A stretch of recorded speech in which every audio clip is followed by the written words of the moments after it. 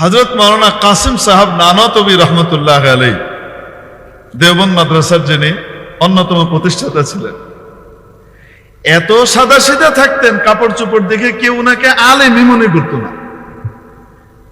মানে কাপড় তো সুন্নত তরিকা, স্ত্রী নাই, কিছু নাই, লেভেন্ডিস টাইপের সব, তো মানুষ মন বুঝতেই পারতো না যে উনি বড় আলেম, এত সাদা সিধা থাকতেন।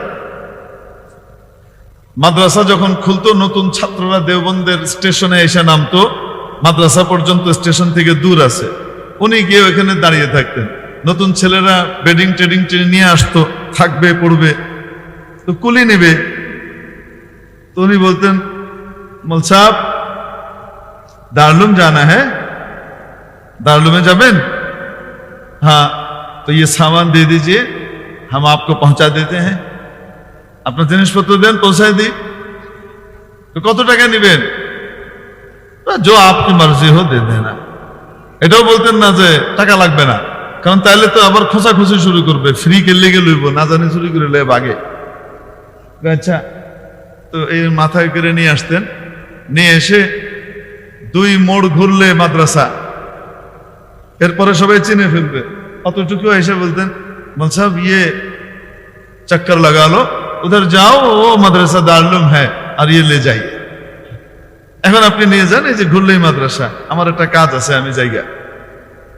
তো ছাত্র যে পড়তে এসেছে সে বুঝতেও পারতো না যে ইনি কোনো আলেম, মনে করতে সাধারণ কুলি মনে হয়। অথচ শামিলের যে যুদ্ধ হয়েছে, সেই যুদ্ধের মধ্যে উনি ছিলেন প্রধান সেনাপতি। আল্লাহু আকবার বলেন না। মুনাফিকদের কারণে ব্যর্থতায় পর্যবেসিত হয়েছে বাহ্যিকভাবে। ইংরেজ সরকার হুলিয়া জারি করেছে, গ্রেফতার করতে হবে কাসেম নানুতুবিকে। সবাই জানে থাকে কই, ওই দারুল দেওবন্দের ছাত্রা মসজিদেই থাকে। তো ওইখানে ইংরেজের সিপাহীরা এসছে, সব পুলিশ টুলিশ এসে মসজিদে ওনাকে একলা পেয়েছে, যে ওনাকে জিজ্ঞেস করে, আজি মলিক কাসেম কাহা গায়ে? মানে তাদের কল্পনাতেই আসে নাই একজন সিএনসি, যিনি কমান্ডার ইন চিফ, এইরকম কাপড় বেড়ে থাকবে মুসলমানদের। তো ওনাকে যে জিজ্ঞেস করতেছে, আজি মলিক কাসেম কাহা গায়ে? তো উনি যেখানে দাঁড়িয়েছিলেন ওখান থেকে 2 কদম সরে গিয়ে বলতেছেন, अभी तो यही थे, देख लीजिए कहाँ गए। এই কিছুক্ষণ আগে এখানেই ছিল, দেখেন কই গেছে। এখন ওরা মনে করছে এই মনে হয় বেরিয়ে গেছে, সবগুলো বাইরে বাইরে খুঁজতে গেছে, উনি আত্মগোপনে চলে গেছেন। যা বুঝতেই পারে নাই, এত সাদা সিধা ছিলেন। তো কার রুচির সাথে মিলতো? হযরত আবু যর গিফারী রাদিয়াল্লাহু তাআলা আনহুর রুচির সাথে ওনার এই রুচি মিলতো। অপরদিকে ঠিক বিপরীত ওনার সহপাঠী কুতবুল ইরশাদ ইমাম রব্বানি আবু হানিফা ইসানি আল্লামা রশিদ আহমদ গঙ্গোহী রহমতুল্লাহ আলাইহি, ওনার রুচি কি? পুরা ব্যতিক্রম। 5 ওয়াক্তে নামাজে যাবেন, 5টা কাপড় পরে আলাদা আলাদা। বলেন না কেন? কাপড় তো জরুরত, দরকার তো, কিন্তু সেটা একটা কাপড় কয়দিন? 24 ঘন্টা। আমরা পরি কি পরি না? 24 ঘন্টায় তো কাপড়টা ঠিকই থাকে মোটামুটি, পরের দিন আবার আমরা চেঞ্জ করি। কিন্তু ক্লাসে যাবেন, আমার আলাদা করতে আনো, ইস্ত্রি করা, প্রেস করা, কড়মড়ে কাপড় পরে ক্লাসে গেছেন, ওখান থেকে উঠে এসছেন, মসজিদে যাবেন, ওই যে বসছেন অতটুকু ভাঁজ ভেঙে গেছে, এটা বাদ, আরেকটা দাও, ওইটা পরে মসজিদে যাবেন। প্রতি ওয়াক্তে ওয়াক্তে নামাজের মসজিদে আলাদা আলাদা কি পড়তেছেন? কাপড় পরতেছেন। বলেন তো দেখি, ওনার জন্য কি এটা ইসরাফ? বলেন না কেন? হযরত ওসমান রাদিয়াল্লাহু তাআলা আনহুর জন্য কি এটা অপচয় বা ইসরাফ? না। কেন? ওনার রুচি যে স্তরের, ওনার প্রয়োজনটাও ওই স্তরের। হ্যাঁ, যিনি একেবারে স্বাভাবিক দরজার থাকতে পছন্দ করেন, রুচিটাই ওই রকম, সে যদি ওরকম কাকতালীয় মানে কি বলে এটাকে, লৌকিকতার সাথে আড়ম্বরপূর্ণ দেখাইতে যায়, তাহলে এটা তার জন্য ইসরাফ, তার জন্য অপচয়। ম্যান টু ম্যান মানুষের রুচি কি করে? ভ্যারি করে। এজন্য সাহাবীদের ভিতরে 3 রকমের ছিল, উম্মতের ভিতরে মানুষের রুচি কয় রকম হবে? তিন রকম হবে। এই যে দেখেন, একটু আগে আমাদের এখানে শেখ আসছিলেন, ঢালকানগরের হজরত, দেখেছেন কি সুন্দর টুপি, একদম ইস্ত্রি করা উঁচু টুপি, কি সুন্দর দেখতে, হ্যাঁ, টিপটপ ফিটফাট। ওনার রুচিটা হলো ওরকম। ওনাকে যদি আপনি একটা স্ত্রীর ভাত ছাড়া পাঞ্জাবি পরায় দেন, উনি অসুস্থ হয়ে যাবেন। বুঝতে পারেননি রুচির পার্থক্য। নবীজি সাল্লাল্লাহু আলাইহি সাল্লাম দেখেন, একদিকে হযরত ওসমান রাদিয়াল্লাহু তাআলা আনহুর আলিশান বাড়ি, মোটেও বাধা দিচ্ছেন না। অপরদিকে আরেক সাহাবী, ঘটনা, নবীজি রাস্তা দিয়ে আসছেন, তো দেখলেন একটা উঁচু ঢিবি তৈরি হচ্ছে, পাকা বাড়ি তৈরি হচ্ছে, কুব্বা। জিজ্ঞেস করলেন এটা কার? সাহাবীরা বললেন অমুকের। আচ্ছা, যেই সাহাবীর ছিল এই বাড়ি, উনি আসলেন, খুব আড়ম্বরপূর্ণ না, স্বাভাবিক। উনি আসলেন, এসে নবীজির সাথে দেখা করে সালাম দিয়েছেন। নবীজির চেহারা অন্যদিকে ঘুরিয়ে ফেলেছেন, সালামের উত্তর দেননি, মানে আমি তোমার উপর অসন্তুষ্ট, এটা বোঝাচ্ছে। আবার ওই দিক দিয়ে সালাম দিয়েছে, তো নবীজির চেহারা ঘুরিয়ে ফেলেছেন। উনি বুঝলেন যে নবীজি রাগ করেছেন। জিজ্ঞেস করলেন ব্যাপার কি? তো তারা বলে দিলেন যে দেখেন, তা তো জানি না, আসছিলেন ওই রাস্তা দিয়ে, তোমার ওই কুব্বাটা দেখে নবীজি জিজ্ঞেস করেছিলেন এটা কার? আমরা বলছি অমুকের। আচ্ছা, ও তাই। ওই সাহাবী চলে গেছেন, কিছুই বলেন নাই, গিয়ে ওই বাড়ি মাটির সাথে মিশিয়ে দিয়ে চলে আসছে, নিজের বাড়ি নিজে মিটিয়ে দিয়েছেন। লক্ষ্য করে দেখেন, হযরত রাসূল পাক সাল্লাল্লাহু আলাইহি ওয়াসাল্লাম একদিকে এই সাহাবীর একটা সামান্য পাকা দালান, এটা কি করতেছেন না, বরদাস্ত করছেন না, রাগ করছেন। আর হযরত ওসমানের আলিশান বাড়িকে অ্যাপ্রিশিয়েট করছেন। কেন? আল্লাহ পাক এক একজনের রুচি এক এক রকম দিয়েছেন। যাকে অনেক হাই ক্লাসের রুচি দিয়েছেন, এরকম লোককে যদি আপনি স্বাভাবিক অবস্থা দিয়ে দেন, তো তাহলে কি হবে? তার রুচির সাথে যাবে না, সে নিতে পারবে না, অস্থির ফিল করবে, সে ঘুমাইতে পারবে না, অস্বস্তি ফিল করবে। হযরত মির্জা জানা রহমতুল্লাহ আলাইহি বাদশাহ আলমগীরের আত্মীয় ছিলেন, শাহী মেজাজের ছিলেন, অত্যন্ত উঁচু রুচির। কেমন টিপটপ ছিলেন দেখেন, মানে খালি কাপড় চোপড় দেখা গেলেই রুচি, তা না। রুচি তো আসলে মানুষের জওকের ভিতরে থাকে। উনি ঘুমাচ্ছেন, রাতে শুইছেন, এপাশ ওপাশ করছেন, ঘুমই আসে না ওনার। এক পর্যায়ে উঠে বললেন, এই দেখো তো বিছানার ভিতরে কোনো ময়লা টয়লা আছে কিনা। সবাই জানতো ওনার আশপাশে কোনো ময়লা থাকা যাবে না, একটা বালিও থাকা যাবে না, একদম টিপটপ নিট অ্যান্ড ক্লিন। কিছুক্ষণ পর পর ডলাডলি হতো। এই রুচির মানুষ ছিলেন। কিন্তু যুগ শ্রেষ্ঠ বলি কি বলতেছেন, দেখো তো বিছানায় কিছু আছে কিনা, কোনো কিছু খুঁজে পাওয়া যাচ্ছে না। উনি বলেন নিশ্চয়ই কিছু একটা আছে, নাইলে আমার ঘুম আসে না কেন।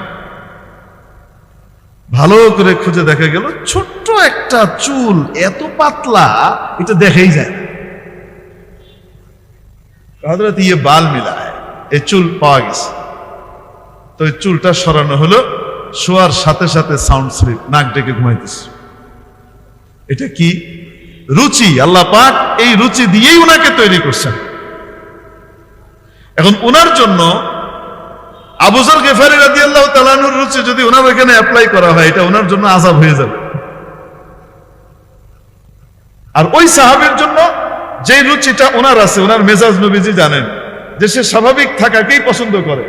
এখন তার জন্য এটা অতিরিক্ত যে সে কুব্বা বানাইতেছে, বিশেষ ডিজাইন করতেছে, এটা তাকে দুনিয়ার ভিতরে ফেলে দিবে, তার আখিরাতের জন্য ক্ষতিকর হবে। এজন্য নবীজি ওই সাহাবীকে কি করতেছেন, বাধা দিচ্ছেন, হযরত ওসমানকে বাধা দিচ্ছেন না।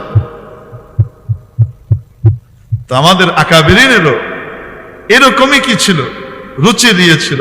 হযরত রশিদ আহমদ গাঙ্গুহি রহমতুল্লাহ আলাইহি প্রতি ওয়াক্তে আলাদা আলাদা কি পড়তেছেন, কাপড় পরে আসতেছেন। যেটা মসজিদে একবার পরে গেছেন, এটা আর পরবো না, এবার আরেকটা। আর হযরত নানুতুবি রহমতুল্লাহ আলাইহি এই জুমায় পড়ছে, আরেক জুমায় খুলতেছে। উনারা এই টিপটপ পরাই দিলে ওনার মেজাজ খারাপ হয়ে যাবে, এই আমি পারবো না, এইগুলো এত টিপটপ কেনা নাই। তো সাহাবীদের ভিতরে কয় প্রকারের রুচি ছিল বলেন? ঠিক তেমনি ভাবে পুরা উম্মতের ভিতরে কয় প্রকারের রুচি হবে? রাসূল পাক সাল্লাল্লাহু আলাইহি সাল্লাম এর জন্য বলেছেন, যার সাথে যেই সাহাবীর রুচি মিলবে, যেই সাহাবীর রুচির সাথে যার রুচি মিলে, সে তাকে ফলো করো, হেদায়েত পেয়ে যাবা। একজন কি লাগবে? কারো মেজাজ হইলো কথার আগে তরে খাইছি আমি, ওই হলো বাড়ির মাইজা বলা, ও কি কথার আগে ও এরকম করে, বুঝছেন নি? তো ওর মেজাজ কার সাথে মিলে? হযরত ওমর রাদিয়াল্লাহু তাআলার সাথে মিলে। কথার আগে মায় হযরত মুসা আলাইহিস সালামের সাথে মিলে, বুঝতে পারেন নি? আর কারো মেজাজ 10 থাপ্পড় দিলেও রাগ করে না, চুপ করে থাকে। হযরত ওসমান রাদিয়াল্লাহু তাআলা যতই যে যাই বলুক কোনো রাগ নাই, চুপ। হযরত আবু বকর রাদিয়াল্লাহু তাআলা মাঝামাঝি, একেবারে ঠান্ডা, টাইম মতো এমন গরম। হযরত ওমর হা করে তাকায় থাকতেন, এত গরম হইতে পারে? বুখারী শরীফে হাদিস আছে। হযরত আবু বকর এত নরম, কোনদিন কারো কথার উত্তর নাই, এই যে যা কইতেছে শুনতেছে। হুদায়বিয়ার সন্ধির সময় কাফেরদের একজন এসে কি করছে? মুসলমানদের হতাশা তৈরি করতে চাইছে, রাসূল থেকে বিচ্ছিন্ন করতে চাইছে। মুহাম্মদ, এরা তোমার সাথে লড়াই করবে, আমরা তো দেখছি, আমরা তোমাকে হামলা করলে এরা সব পালিয়ে যাবে। মানে মুসলমানদের মনোবল ভেঙে দিতে চাচ্ছে। হযরত আবু বকর, হযরত ওমর কিন্তু চুপ, উনি কিছু বলেন নাই। হযরত আবু বকর কি বলছেন? আত্মা কাসায় কইছে, উমসুস বাদরাল্লাহ, যা লাতের হুনাস হো গিয়া। বুখারী শরীফের হাদিস বললাম আমি, তরজমা যেটা যেমন এটা এরকমই করতে হয়। উমসুস বাদরাল্লাহ, লাত ওদের এক মূর্তি ছিল, সেই মূর্তির হেডে ছিল বিশাল, ওইটার পূজা করতে এরা, রুচি নষ্ট হইলে যাওয়ায় আর বুঝলেন না, হেডের পূজা করে। তো কি করছে? মনে করছে যা লাতের হেড আছে ও গিয়া, উমসুস বাদরাল্লাহ। তো গরম হয়েছে না হয় নাই? নরমও গরমও। হযরত আবু বকর রাদিয়াল্লাহু তাআলা ছিলেন একেবারে মধ্যম প্রকৃতির। যার রুচি যার সাথে মিলবে, সে তার সাথে কি করবে? আমল করবে। আল্লাহ পাক উম্মতের ভিতরে ভিন্ন ভিন্ন রুচির মানুষ তৈরি করেছেন। এই জন্য তাদের মুক্তাদা যারা হয়, তাদের ভিতরেও আল্লাহ পাক ভিন্ন ভিন্ন রুচির মানুষ পয়দা করেন। রাসূল পাক সাল্লাল্লাহু আলাইহি ওয়াসাল্লামের দরবারে 3 রকমের রুচির মানুষ ছিলেন সাহাবীরা। এবং আল্লাহ নবী সাল্লাল্লাহু আলাইহি ওয়াসাল্লাম ইরশাদ করছেন,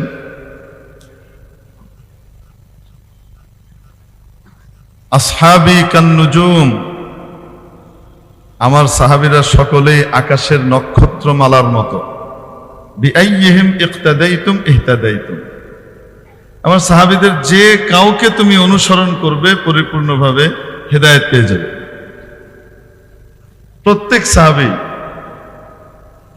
হেদায়েতের মাপকাঠি ছিলেন, প্রতীক ছিলেন, কিন্তু রুচি প্রকৃতি প্রত্যেকের একরকম ছিল না, ভিন্ন ভিন্ন ছিল। একবার রাসূল পাক সাল্লাল্লাহু আলাইহি ওয়াসাল্লাম বসা এক বাগানে, কুয়ার পাড়ে। এই যে লুঙ্গিটা এরকম এরকম উঠানো, দেখেছেন?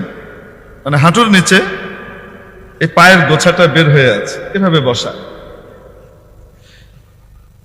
হযরত আবু বকর রাদিয়াল্লাহু তাআলা আনহু অনুমতি চাইলেন, আসার অনুমতি হলো। হযরত আবু বকর আসলেন রাদিয়াল্লাহু আনহু, নবীজি ওভাবেই বসা। কিছুক্ষণ পর হযরত ওমর রাদিয়াল্লাহু তাআলা আনহু অনুমতি চাইলেন। যিনি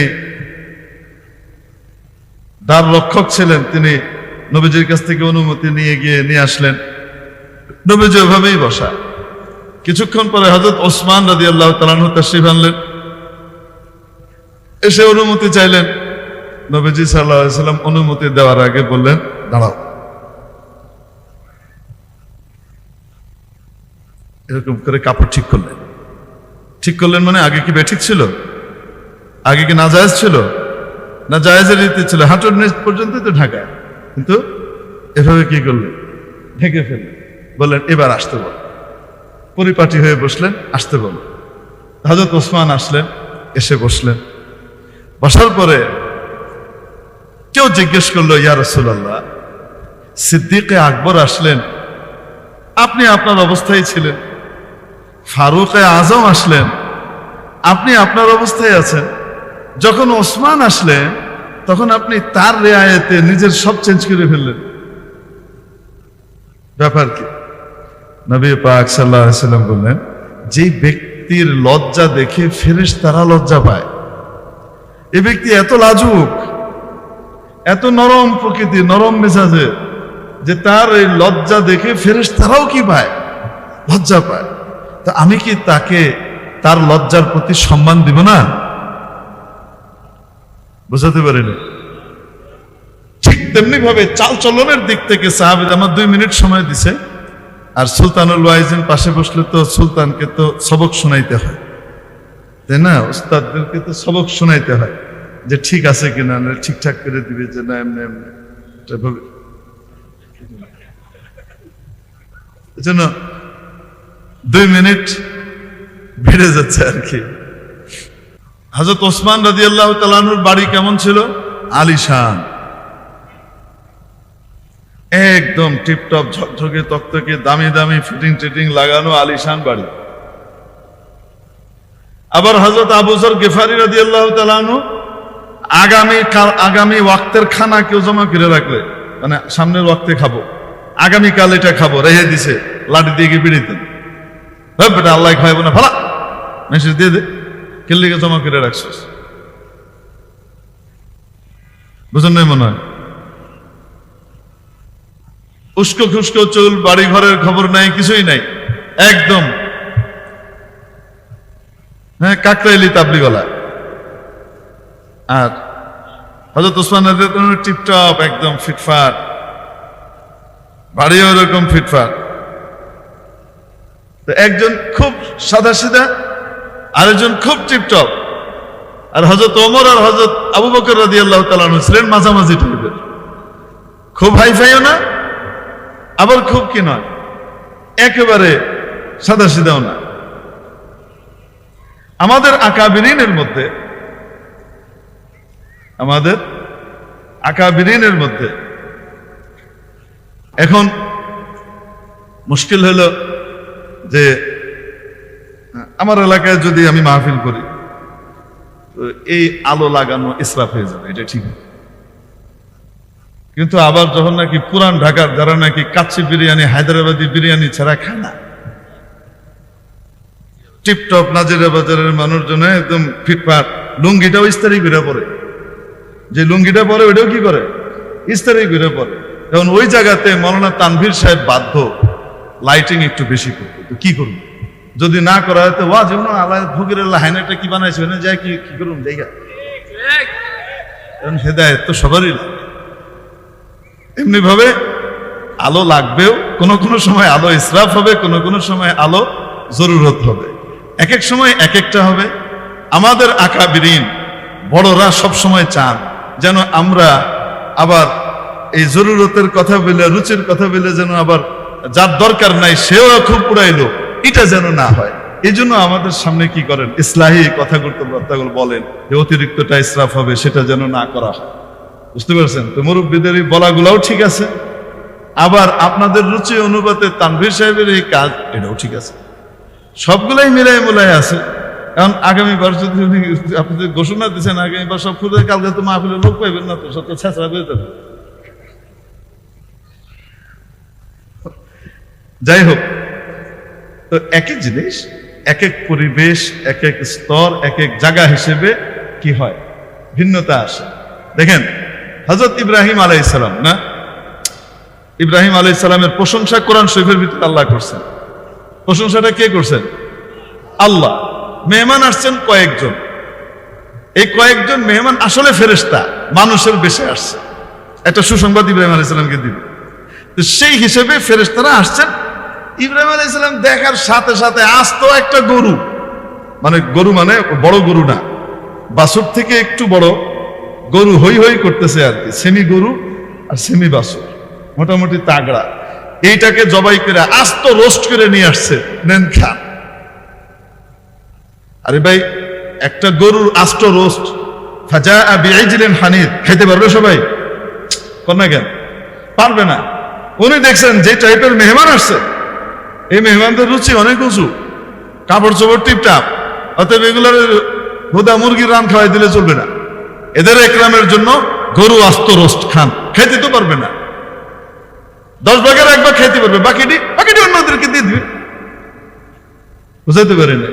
তো এই জন্য মেহমান হিসেবে আনজিলিন নাস মানাজিলাহুম, রাসূল পাক সাল্লাল্লাহু আলাইহি সাল্লাম আম্মা জান আয়েশা সিদ্দিকা রাদিয়াল্লাহু তাআলা আনহাকে নসিহত করেছেন, সব মানুষ এক রকমের হয় না, এক একজনকে যে যেরকম তাকে সেই পর্যায়ে রাখো, সেই স্তরে রাখো। তো এই জন্য আমাদের আকাবিরিন সবসময় চাইবেন আমরা যেন ইসরাফের ভিতরে না পড়ে যাই, আমরা যেন কিয়ামতের দিন ধরা না পড়ে যাই। এই জন্য ওনাদের নসিহত গুলা আমাদেরকে যে ধরেন, বলেন, পাকড়াও করেন, তো এটা কি দরকার আছে না নাই? এটা বহুত বড় নিয়ামত। আল্লাহ পাক এনাদের ছায়াকে আমাদের উপরে অনেক দীর্ঘায়িত করেন। যারা আমাদেরকে ধরতে পারেন, বলতে পারেন যে এটা করা উচিত, ওটা করা উচিত না, তাহলে না আমরা কি করব? সঠিক লাইনে চলব।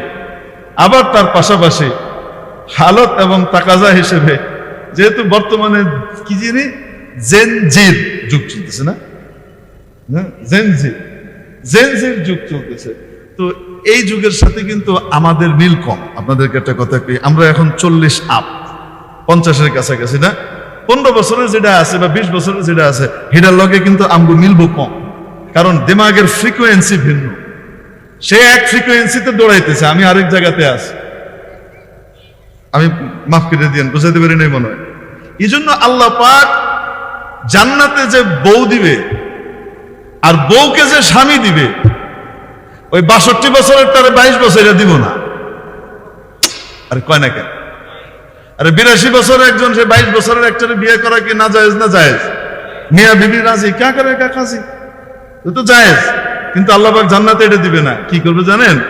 ওয়াকাওয়াইবা আতরাবা, ওয়াকাওয়াইবা আতরাবা। কাওয়াইবের তরজমা করব না, করা যাবে না, এখানে ঝামেলা আছে। তবে চোখা উন্নত বক্ষা স্ত্রী দান করবেন। আর আতরাবা সমবয়সী দিবেন। কি দিবেন? এই বয়স 2-2.5 বছর, 3-4 বছরের ডিফারেন্স, বেশি গ্যাপ নেই, একই যুগের। কেন? কাছাকাছি বয়স যখন হয় 4-5 বছর, 6-7 এইরকম, এর ভিতরে যখন হয়, বিলো 10 যখন হয়, তো এরা যুগ চেঞ্জ হয় না, একই যুগের হয়। এদের ভিতরে বোঝাপড়া খুব ভালো হয়। বুঝাতে পারি নাই? তো এই জন্য আমাদের আকাবিরিন, ওনাদের যে লেভেল তাকওয়ার, ওই লেভেলে আমাদের পক্ষে উঠা তো মুশকিল। আমরা উঠতে গেলে দেখবো যে আমগো পোলাপাইন সব সামনে থেকে গা। বুঝাইতে পারি নাই? তো এই জন্য আমাদের আকাবিরিনের এই কথাগুলো আমাদের জন্য নসিহত, আমাদের জন্য সতর্ক বাণী। আমরা ব্যক্তিগত জীবনে যখন খরচ করব, এই সবগুলোকে ফিকির করে খরচ করব, এগুলো আমাদের জন্য নসিহত। আর যখন মজমা বা কোনো দাওয়াতের ক্ষেত্রে আপনি আসবেন, তখন মেহমানের রুচি অনুপাতে আপনি কি করবেন? ব্যবস্থা করবেন, ওইটাও দরকার আছে। এই জন্য আমরা আমাদের বাচ্চাদের চাইতে, মানে আমি আগেই বলি, সারেন্ডার করে ফেলি যে আমাদের পোলাপাইন যারা আছে এরা আমাদের চেয়ে অ্যাডভান্স, বা এই ব্যাপারে কি করতে হবে পেয়ে দিই। কারণ আমি যেটা করবো সে মানতে পারবে না, অনেক দূর গ্যাপ, অনেক বেশি। আমি যেটা বলবো সে নিতেই পারবে না, এর 2 দিন পরে মাদ্রাসা ছেড়ে ভাগবো। আরে ভাই, আমাদের ছোটবেলায় কি অবস্থা ছিল? কোন আমাদের আকাবিরিনের যুগ আর আমাদের যুগ, এটা তো ওই সময়কার কাছাকাছি যুগ। কি অবস্থা ছিল? সবক শুনাইতেছি, আমি জীবনে ভুলবো না এটা। আমি শুধু দেখলাম সপাত করে একটা আওয়াজ হলো, চারালির মধ্যে মুত্তাসিল, পিঠের উপর থেকে নিয়ে নিচ পর্যন্ত একটা বাড়ি বেড়ে গেল।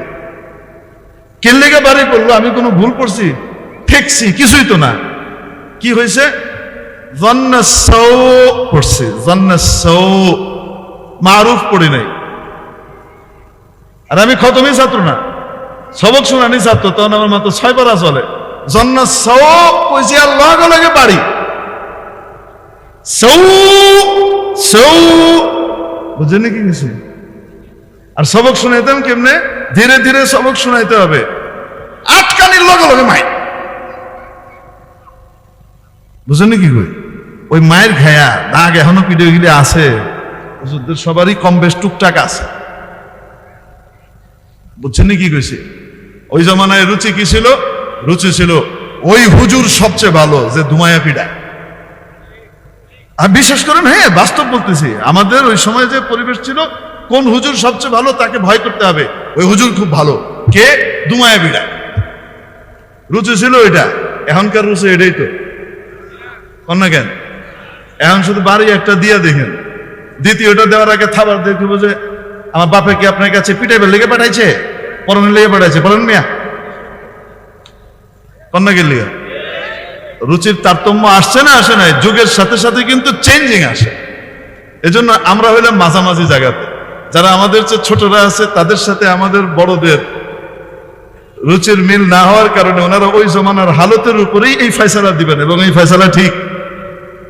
আবার বর্তমান যুগের যে বাচ্চারা আছে, এদের যে রুচি প্রকৃতি, এটাকে যদি তাল না মিলানো হয়, মাহফিলে তো আইবো না, দিনের কথা শুনবো না, কিচ্ছু নয়, মোবাইল দিয়ে বইয়ে থাকে, এটাই বাবা জায়গা, কানে একটা ঢুকায় থেকে বইয়ে থাকে। অবাস্তব না বাস্তব? এই জন্য আমরা মাঝখানে ট্রান্সফরমারের কাম করি, এটা ওইটা একটু মিলানোর চেষ্টা করি। তো 2 মিনিট অনেক বেশি হয়ে গেল। এখন বয়ান শুনবেন, যার 2 মিনিট কখনো শেষ হয় না। তো 6 মিনিট বেশি হয়েছে। আপনার বাড়ি কি ময়মনসিংহ? নোয়াখালী? আচ্ছা, মানে বলে কতক্ষণ লাগবে, কে তো 2 কিলোমিটার, 20 কিলোমিটার পার করে ফেলি, তারপরেও কি হয় না, 2 কিলোমিটার শেষ হয় না। এবং সেই ব্যক্তি কিন্তু মিথ্যা কথা বলতেছে না, তার ধারণা অনুযায়ী 2 কিলোমিটার, এর বিশ্বাস কিন্তু 2 কিলোমিটার।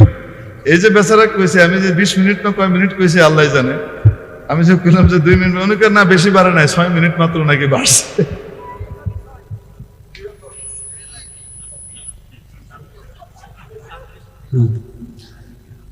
আলহামদুলিল্লাহ, আল্লাহ পাকের শুকর।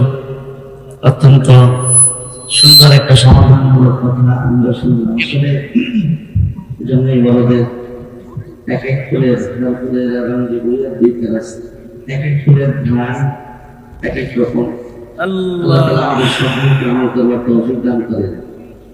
এখন যে ফুল আমাদের সামনে বসেছেন, সবচেয়ে শুকনা, সবচেয়ে বেশি পছন্দের, সবচেয়ে বেশি ভালোবাসার ফুল, যে ফুল সবার কাছে প্রিয়, যে কারণে তিনি সকলের কাছে বক্তা জগতের রাজা, সুলতানুল ওয়াইজিন, আমার শেখ, উনিও শেখ, উনিও শেখ, সবাই মহব্বত করেন। তবে আমার সবচেয়ে প্রিয় শেখ, আমি যাকে সবচেয়ে বেশি ভালোবাসি, তিনি হলেন সুলতানুল ওয়াইজিন আল্লামা খালেদ সাইফুল্লাহ আইয়ুবী। হযরত এখন বয়ান করবেন না দোয়া করবেন? আপনারাই বলেন, আওয়াজ করে বলেন। বয়ান কি শুনতে